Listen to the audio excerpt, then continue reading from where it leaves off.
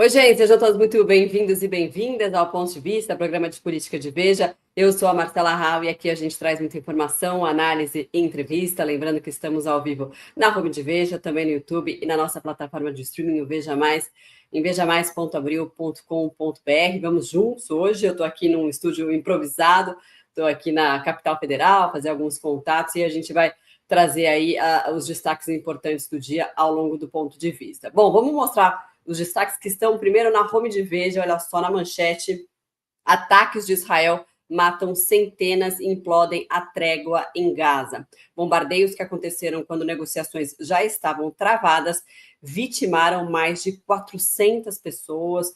O mundo está atônito com esse ataque feito aí por Israel. Netanyahu colocou fim ao acordo de cessar-fogo de Hamas após bombardeios, não teria nem como ser diferente, né, depois desse ataque tão brutal que foi feito. O mundo reage com choque aos bombardeios israelenses que põem trégua em risco. Bom, a gente está acompanhando tudo que está saindo de novidade em relação a esse caso, a esse ataque feito por Israel ali na faixa de Gaza, essa guerra que já acontece há muito tempo. Tinha a expectativa de que pudesse acontecer um cessar-fogo, mas essa ideia acaba de ser dissolvida diante desse ataque. Vamos agora para os nossos destaques aqui do Brasil. Daqui a pouquinho a gente volta a falar sobre isso.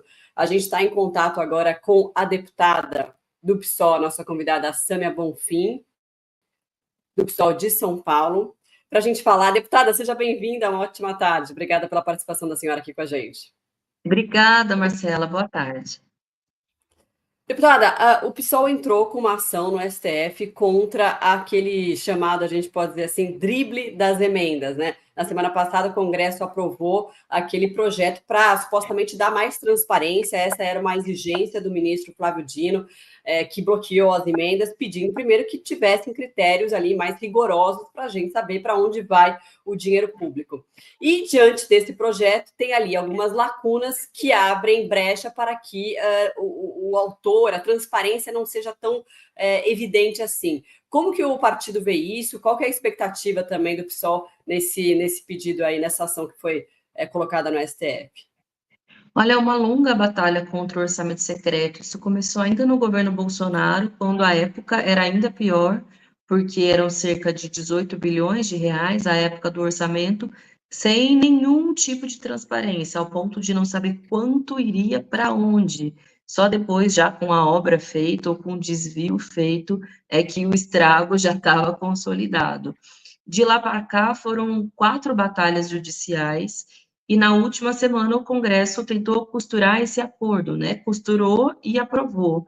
Nós votamos contra, se eu não me engano, somente o Partido Novo também orientou contra, e a gente tomou a iniciativa de mais uma vez judicializar, principalmente porque tem um aspecto que nos chama muita atenção, que fere a transparência e também a rastreabilidade, que diz respeito a quem, dentro das comissões, faz a indicação desses recursos, ou seja, o que aconteceu no final do ano passado? Arthur Lira, junto a diversos outros líderes da Câmara, assinaram um documento autorizando a destinação dos recursos das comissões. Mas teve um caso desses, por exemplo, da Comissão de Turismo, em que não havia nenhum membro do estado do Alagoas. Só que mais da metade dos recursos daquela comissão foi para o estado de Alagoas. Então, de onde veio? Se os próprios membros da Comissão de Turismo não eram daquela localidade, e que também os recursos da Comissão de Turismo não eram para a área de turismo, mas sim de infraestrutura e outros aspectos. Então, você esconder quem foi que destinou possibilita isso, né? Uma suposta coletivização ou não saber de onde veio, porque daí, e tem que ser dito dessa forma, é mais fácil para fazer desvio, para fazer mau uso, para fazer superfaturamento, para enviar para ONGs fantasmas, porque é disso que se trata. Na ação que nós fizemos no ano passado, e que depois foi relatada pelo ministro Flávio Dino, um dos inquéritos posteriores abertos é justamente sobre isso, sobre supostas ONGs que, na verdade, só recebiam esse recurso e muitas vezes em acordo, né, em conluio com algum parlamentar ou com algum político local. Por isso que isso não é um tema menor, né? As emendas parlamentares estão ficando cada vez mais relevantes, os recursos sobem a cada ano, não obedecem às regras do arcabouço fiscal, diferentemente de qualquer outra pasta do governo, e o mínimo é ter transparência, ter rastreabilidade e saber quem é o responsável pela indicação daqueles recursos. Então, esse é o nosso questionamento agora.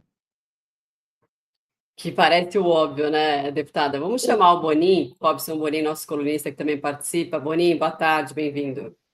Boa tarde, Marcela. Boa tarde, deputado. Pessoal que está em casa nos acompanhando. Deputada, é bem isso que a Marcela falou, né? Parece surreal que a gente tenha que acompanhar todo esse esforço, um partido político entrar com uma ação, mobilizar o Supremo, para cobrar que o dinheiro público seja gasto com transparência e com rastreabilidade, né? A gente viu até aqui uma postura do ministro Flávio Dino muito incisiva nessas cobranças, né? Suspendendo pagamentos, enfim, pressionando o Congresso a fazer o que é o correto. A senhora acredita que agora, depois que teve esse acordo e depois de todo o estresse político que a gente viu, né, por causa dessas decisões do ministro Flávio Dino, ainda existe uma coragem, uma energia no ministro para continuar brigando? Olha, nós esperamos que sim, tanto que nós movemos novamente uma ação com essa expectativa, porque a gente identifica que os pontos que o próprio ministro levantou no final do ano passado, indicando que não havia uma transparência completa, eles ainda seguem suspensos, ou seja, o acordo que foi feito e votado pelo Congresso na última semana não é o suficiente para se obter todas as informações necessárias. Aliás, na decisão do ministro, ele indicava a construção de uma tabela. E nessa tabela tinha ali, explicitamente, a lista do autor da emenda. Curiosamente, a tabela que foi colocada em anexo do projeto aprovado tinha muitos elementos, menos a do autor. Então, é bem evidente que falta esse elemento. A nossa expectativa é que o ministro, mais uma vez, acolha a nossa ação. Agora, como você bem disse, é evidente que existe muita pressão política, que foram diversas tentativas de estabelecer um acordo e que a consequência política de não ter as emendas parlamentares atendidas acaba recaindo também sobre o governo. Veja, até agora nem sequer foi aprovado o orçamento do ano de 2025.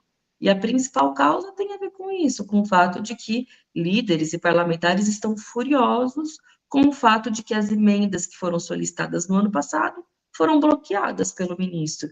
Então, o que a gente precisa descobrir nas próximas semanas, provavelmente, é até que ponto essa pressão do Congresso não pode interferir numa decisão que é justa, correta e necessária por parte do Judiciário de questionar esses elementos de falta de transparência e, portanto, de ilegalidade, né, no modelo em que as emendas de comissão estão baseadas hoje. Deputada, mudando um A pouquinho gente de tem assunto. Fala aí, Boninho, pode ir, pode ir. Não, eu só queria trazer um relato. Ontem eu fui na posse do novo presidente da OAB e depois teve uma grande festa lá, show, tudo mais. Estava lá o chefe da PGR, o Paulo Gonet, o presidente do Supremo, e muito deputado e muito advogado criminalista que costuma defender deputado. E era uma coisa tratada assim com piada, sabe? Quem vai ser o primeiro a ser preso nessas investigações que a Polícia Federal estão fazendo? Porque já tem mais de 80 parlamentares investigados e parece que ninguém está muito preocupado não, sabe, deputada? Parece que há um clima no Congresso de que já resolveram a questão. Como é que a senhora avalia isso? Olha, eles podem acreditar que resolveu a questão, mas as ações, os inquéritos abertos contra eles são inclusive anteriores, né, ao acordo que foi feito, que pode os contemplar, mas acontece que há esquemas que estão para além do tema da transparência de acordo com a lei ou com a exigência do Supremo. Tem esquema explícito de superfaturamento, de desvio, e aí não há nenhuma previsão nesse acordo, nesse documento que foi aprovado no Congresso, que dê salvo-conduto para esse tipo de postura. Ou então de compra de kits robóticas, que foi um desses escândalos de orçamento secreto identificado, que, na verdade, nunca chegou nas escolas do município. Ou então de cidades em que há mais tratamentos dentários do que bocas da população, porque a população é inferior ao número de tratamentos que supostamente foi pago. Nada disso, nenhum tipo de acordo no Congresso resolve. E no que depender da gente, sempre que houver uma ilegalidade, um desvio, uma falta de transparência, a gente vai acionar os meios necessários, sejam eles jurídicos ou mesmo políticos, né? Denunciar, dialogar junto à sociedade, à imprensa, que tem cumprido com um papel bem importante no que diz respeito à denúncia e à fiscalização desse esquema. Não, e o pior, né, quando você aprova um projeto que tem esse tipo de lacuna, que dá esse tipo de brecha, né, de que não possa ter tanta transparência, determinada emenda ali, no caso a de comissão, você quase que já assina ali um atestado de culpa, né, porque por que que você não está dando transparência? Tem alguma coisa por trás? Enfim, é uma coisa tão óbvia, né, quando você fala sobre isso, mas quando você fala, não, quando o tema é tratado dessa forma, parece tão óbvio que, ué, por que você não está dando transparência? Porque alguma coisa pode acontecer, né? Alguma irregularidade. Agora, deputada, mudando um pouquinho de assunto, outro projeto que está ganhando muita força aí, né, principalmente por apoiadores do ex-presidente Bolsonaro, é o projeto da anistia, que está andando. Inclusive, tem líderes que falam que já tem voto suficiente para aprovar na Câmara. Queria saber como é que a senhora vê a tramitação desse projeto, né? Evidentemente é contra o projeto, mas como se isso de fato for aprovado, como que isso pode se dar ali em termos judiciais, né? Vai ter uma judicialização, você acha, nesse caso? Eu acho que é inevitável haver uma judicialização de novo, né, a gente está falando em recorrer ao Supremo Tribunal Federal para tentar corrigir os elementos ilegais ou inconstitucionais do Congresso, mas eu acho que é uma saída inevitável. A proposta de anistia é um escárnio, os bolsonaristas dizem que é para defender aqueles que supostamente tiveram um excesso de pena ou um excesso de ou eles chamam de perseguição, né, do judiciário para aqueles que participaram do 8 de janeiro, mas definitivamente não é disso que se trata, eles estão preocupados mesmo em recuperar os direitos políticos ou de tentar, de algum modo, livrar o Bolsonaro da pena máxima e os seus principais aliados, né, entre eles militares e ex-ministros, por mais que digam que já há uma maioria, eu vejo ainda como um blefe, porque se a maioria fosse constituída, no Congresso, cada dia que passa é um dia que você perde uma oportunidade. Ou seja, se a maioria constituída, vai ser votada no plenário para que essa maioria não se perca no dia seguinte, porque as negociações correm como numa bolsa de valores. Mas, de fato, eles estão tentando, e eu não duvido que constitua essa maioria, a depender do nível de chantagem, do tema das emendas, ou da forma como o governo conseguir se articular politicamente, né? Está havendo uma reforma ministerial e eu acho que, por hora, esse tema da anistia serve mais como um elemento de chantagem para os demais temas que as lideranças partidárias querem, ou seja, mais espaço no governo, resolução do tema das emendas, outros pleitos para tentar priorizar os seus partidos, do que a anistia em si, porque sabem que depois pode ser questionada judicialmente e que pode ser derrubada, porque também seria passar por cima de uma decisão, de uma visão que o Supremo Tribunal Federal teve sobre a intentona golpista que teve o seu ápice no dia 8 de janeiro. Mas é isso, né? Eu acho que é o principal elemento de agitação do bolsonarismo. A manifestação do último final de semana mostrou que o poder de fogo, de rua que o Bolsonaro tinha, perdeu muita força, foram poucos quarteirões ali em Copacabana, desmobilizaram as manifestações nacionais para centralizar no Rio de Janeiro, foi bastante fraco, todo mundo sentiu isso, eles também sentiram, então o respaldo popular para um projeto como a anistia, né, a pressão sobre o Congresso também perde força. Eu entendo que eles digam que está ganho o jogo, mas se tivesse ganho, já teria sido votado, sem dúvida. E tem outra questão, né, deputada, que parece o descolamento da realidade que o parlamento vive hoje, porque não é um assunto, de fato, prioritário do país, a anistia. Assim como também me parece que o governo está lançando várias propostas aí para medir como é que a população reage e tal. A que vai se concretizar hoje é a da isenção de imposto de renda para pessoas que ganham até 5 mil, mas ainda com um longo caminho para você discutir no Congresso se essa proposta fica de pé ou não, né? Como é que a senhora avalia esse momento do país em que a gente parece que tem assim, o governo tentando descobrir o que vai fazer, qual é o rumo dele, já estamos no 3º ano de governo e não tem uma marca, não tem um rumo, enfim. A oposição, né, naquele universo paralelo, e o Congresso meio parado nisso tudo, né? Porque o Congresso, a gente está chegando em abril, a Câmara vai decidir o que será a composição das comissões hoje. Está tarde, né? Parece que falta alguém para dizer, pessoal, o caminho é para cá. Como é que a senhora avalia isso? Não, tá tarde, ainda vão ser montadas as comissões, o orçamento ainda não foi votado. Bom, eu considero uma boa notícia o anúncio do projeto da isenção do imposto de renda para quem ganha até R$ 5.000, foi uma promessa de campanha e é uma medida popular, né? A população brasileira, enfim, sabe que isso pode mudar muito materialmente a sua vida, mas como você bem disse, ainda tem um longo caminho pela frente, que tem todos esses elementos anteriores na mesa como instrumento de chantagem. A gente costuma dizer que nada que seja bom para o governo, mas também para a população brasileira, passa com facilidade no Congresso, porque daí se cobra mais caro. Então, os mesmos que operam sob uma lógica de qualquer medida, se a partir da liberação de emendas ou de mais espaço no governo, ou seja lá o que é essa lógica das negociatas, do fisiologismo, com um projeto como esse, que pode modificar a visão da sociedade sobre o governo Lula, as últimas pesquisas não foram favoráveis ao governo, então se depende muito disso. Então, ao mesmo tempo, os chantagistas de plantão vão cobrar em dobro e em triplo, mas talvez o apoio popular que a medida tenha seja algo importante para fazer com que o projeto avance, né? As medidas anteriores de impacto para o governo, como, por exemplo, da reforma tributária, era um tema da sociedade, mas com menos percepção direta do eleitorado. Essa não. Isso é algo que definitivamente mexe no bolso da população.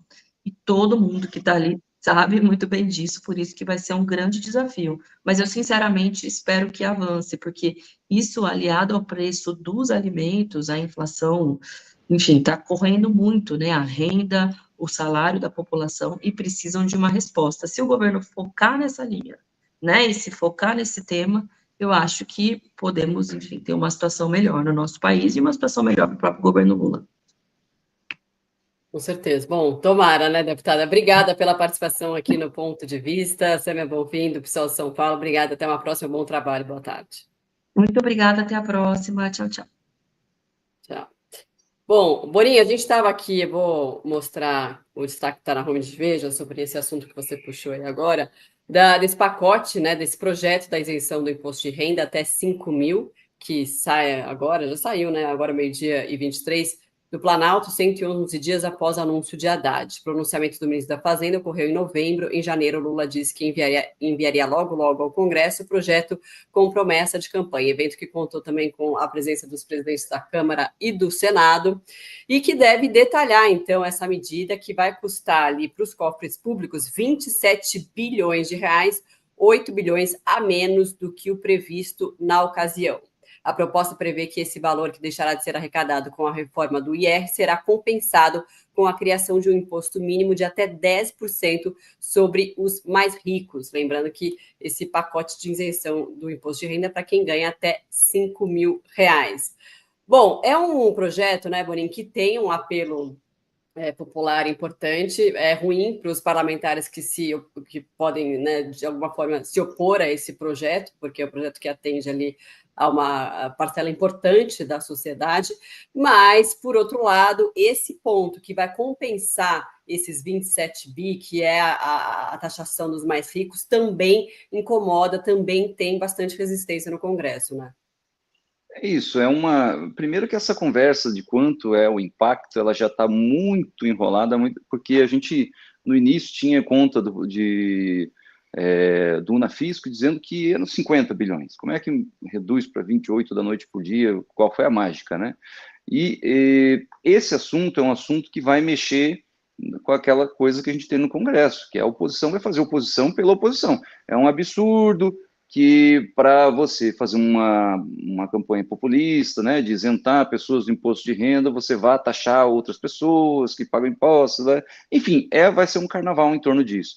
A questão toda aí é que o presidente Lula manda essa proposta, quase que implorando pelo apoio do Davi Alcolumbre e do Hugo Mota, né, envolvendo eles sempre nessa mesma discussão, mas sem conseguir amarrar o terreno com as outras bancadas partidárias no parlamento. Essa é uma medida populista, no momento em que o governo está impopular e não tem recurso para gastar, está gastando acima da conta há muito tempo, né? Os economistas falam que o governo parece aquele cara que foi para a balada com cartão de crédito, nem um tostão na conta, e está passando tudo ali sem pensar no amanhã. Então, o que o governo está contratando, segundo alguns especialistas têm comentado sobre essa proposta, é uma confusão por pouca coisa, porque o que essas pessoas que ganham até 5 mil vão ter de vantagem com a isenção do imposto de renda, com todo esse gasto que o governo está contratando, vai ser corrido pela inflação ali na frente, porque a inflação dos alimentos continua, o custo de vida é cada vez mais caro e está pesando no bolso desse pessoal.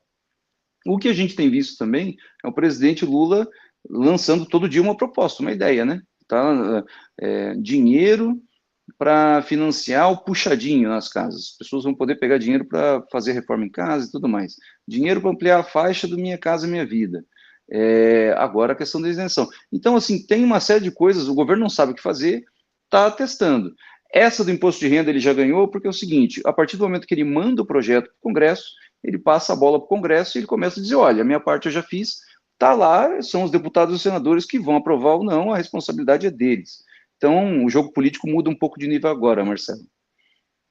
Pois é, né? E é muito ruim você simplesmente dar as costas para um projeto como esse, né? Apesar de ter resistência aí por conta dessa, dessa via, né? Que é a compensação que não agrada tanto ali a alguns parlamentares.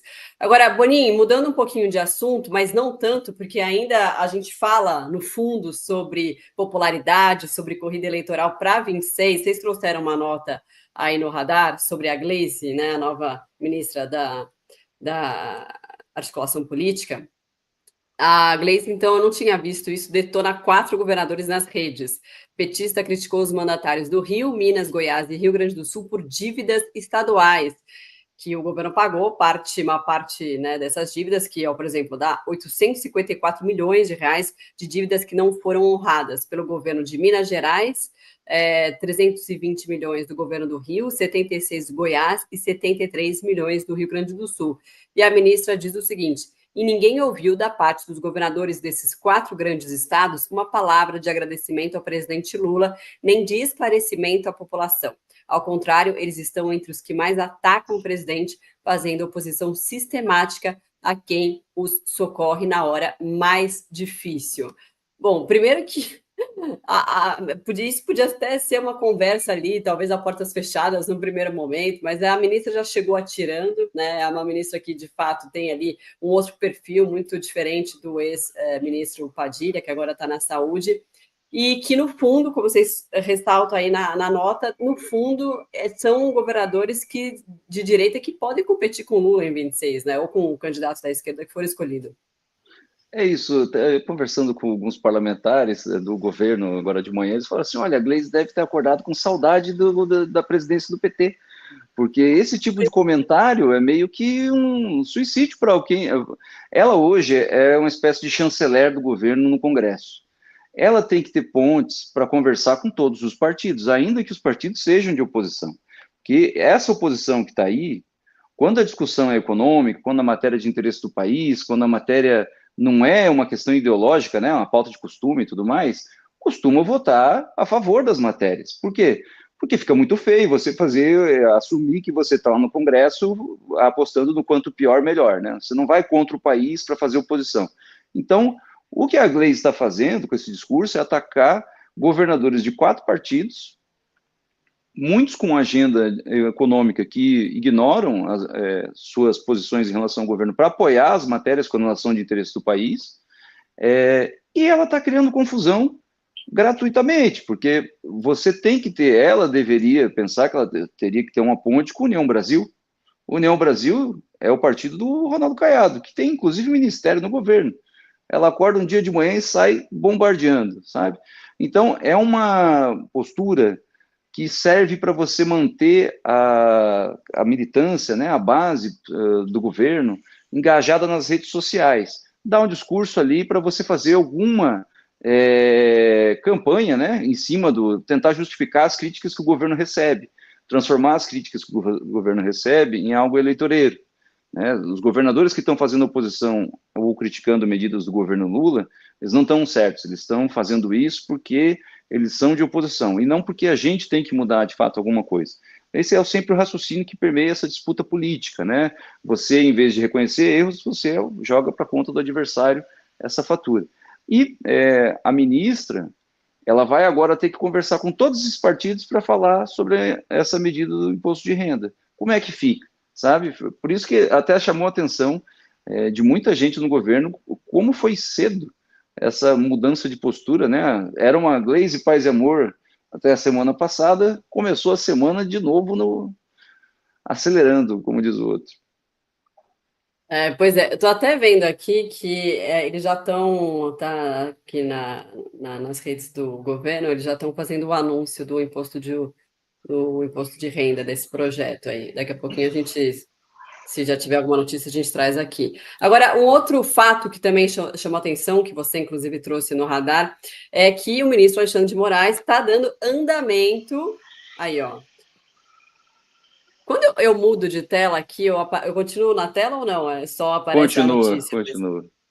Ah, então era a minha dúvida. Eu falei, ué, mas será que eu estou simplesmente abandonando as pessoas? Mas não, continua. Então, o ministro do STF, Alexandre de Moraes, liberou para julgamento mais uma leva de envolvidos no golpe, né? Lembrando que eram 34, são 34, né? Nesse processo aí da tentativa do plano golpista, né? De 2022. E essa leva faz parte de qual núcleo, digamos assim, dessa trama? É isso, Marcela. Até uma data simbólica, hoje faz um mês que o chefe da PGR mandou a denúncia, né? Foi no dia 18 de fevereiro que ele apresentou. E essa parte que o ministro liberou é a parte que envolve militares, agentes de inteligência, figuras que se radicalizaram e embarcaram nessa aventura golpista para tentar colocar ali de pé esses planos radicais que envolviam, inclusive, mortes de figuras importantes da República, como o presidente e o vice, né, que foram eleitos, o próprio ministro Alexandre de Moraes. Então, esse núcleo, que é o chamado núcleo 3, já está liberado nas mãos lá do ministro Cristiano Zanin, que é o presidente da primeira turma do Supremo, para que ele decida, né, a data de julgamento. O primeiro julgamento que vai acontecer vai ser na semana que vem, entre os dias 25 e 26, que vai ser o núcleo 1, que são os mandantes, os chefes, os mentores desse plano golpista. O presidente Jair Bolsonaro, Braga Neto, outros comandantes de forças, generais, enfim, as principais figuras que gravitaram em torno dessa novela toda que a Polícia Federal apurou, Marcela. E hoje cedo eu conversava, inclusive, com um dos investigadores desse caso, ele falava assim, olha, a gente tem certeza de que na semana que vem o ex-presidente Jair Bolsonaro vai sentar no banco dos réus, porque as provas que a gente colheu e a investigação que foi feita pela Polícia Federal, ela é muito contundente, não há caminho para os ministros do Supremo rejeitarem a denúncia da PGR, na avaliação da PF, pelo menos. Eu estava falando que estava acontecendo evento, que eles estão apresentando o projeto de isenção do imposto de renda ali no Palácio do Planalto. Agora eu fiquei sozinho na tela.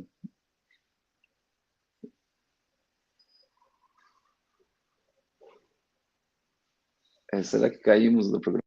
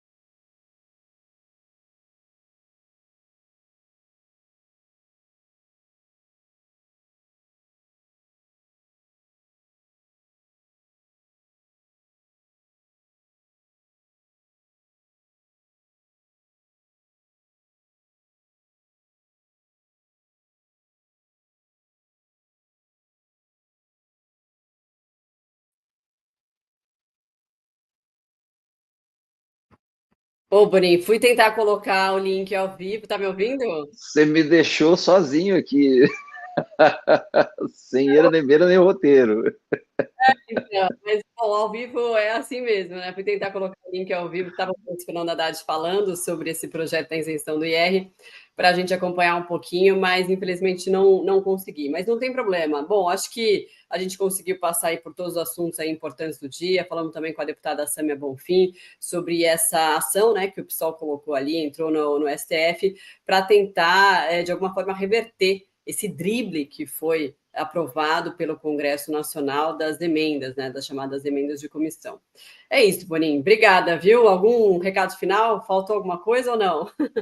Acho que vale contar para o nosso telespectador aqui que a gente teve hoje uma importante operação da Polícia Federal, mais uma etapa daquela investigação sobre venda de decisões judiciais no STJ. Esse é um caso que está a República inteira atenta a isso, e hoje a Polícia Federal foi para cima de um advogado lá no Tocantins, que trabalhava no gabinete de um procurador, e esse advogado, por essas ligações, né, que a gente tem nos estados, ele é sobrinho do governador do estado, que não é investigado, mas é mais um caso de desgaste, porque ele faria parte de um grupo dentro dessa trama desse mercado de vendas de decisões judiciais, que vazaria informações de operações da polícia para investigados. Informações essas de operações autorizadas pelo STJ, o que é algo muito grave, porque o próprio governador já foi alvo de operação ordenada pelo STJ. Então, isso está chamando muita atenção. Um dos alvos da operação saiu jogando dinheiro pela janela, e agora acompanhar, né, os próximos passos sobre isso. Esse é um dos assuntos. E o outro assunto que está pegando muita polêmica da primeira-dama Janja, né? Ela divulga a agenda dela todo dia, até para dizer que vai ficar em casa sem fazer nada. E ontem ela esqueceu de divulgar que ela resolveu viajar para o Japão 5 dias antes do presidente Lula, para fazer o que a gente, né, não se sabe o que, mas a gente está apurando aqui se ela vai ter agenda oficial, se ela foi só passear mesmo, como é que vai ser isso aí. Mas é um barulho que a oposição já está explorando nas redes, Marcelo. É o tipo de deixa que não pode acontecer, né? Até porque ela precisa prestar contas, né? Do ponto de vista da sociedade, se está utilizando dinheiro público. Então, obviamente que... E não é a primeira vez que acontece, né? Já teve um outro episódio que ela já divulgou, não foi em Paris, se não me engano, não foi? Tem vários episódios controversos envolvendo viagens da primeira-dama, né? Ela já chegou na Índia no meio de uma crise aqui com o Rio Grande do Sul alagado, ela dançando, namastê, não sei o quê. Já teve os gastos, ela indo representar o Brasil nas Olimpíadas de Paris, que também foi muito questionado pela oposição, porque ela foi sozinha, né? Ela não tem essa prerrogativa. Enfim, é mais um episódio esse do Japão, entre tantos que a gente pode ter, né? Já que o presidente Lula quer viajar para 13 países nesse ano ainda, então a gente vai ter muito passeio aí. Nossa, haja passeio, né? Tá bom, Boninho, obrigada, viu? Até mais. Valeu. Obrigada a você também que nos acompanhou. Lembrando que todo o nosso conteúdo produzido em vídeo está na nossa plataforma de streaming, o Veja Mais, em vejamais.abril.com.br. A gente volta amanhã ao meio-dia. Até lá, tchau, tchau.